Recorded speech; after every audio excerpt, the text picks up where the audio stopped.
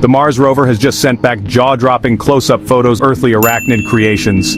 What on Mars is going on here? Let's dive in. Our trusty robotic explorer of the Martian surface, and right now, scientists are buzzing with theories made by spiders because, well, Mars doesn't have any, which literally means spider-like in Latin. They look like giant spiderwebs carved into the soil, but trust me, it's all about. Here's how it works. Beneath Mars's icy surface, or dry ice, when Martian spring arrives, that CO2 ice doesn't just melt.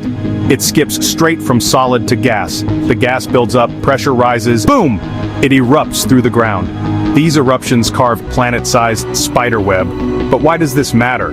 Well, understanding these formations, every new photo, every fresh discovery, gets us one step closer. Our rover is already gearing up fascinating terrain, sending back more amazing images for us to decode from the red planet on our next cosmic adventure. And see you in the stars.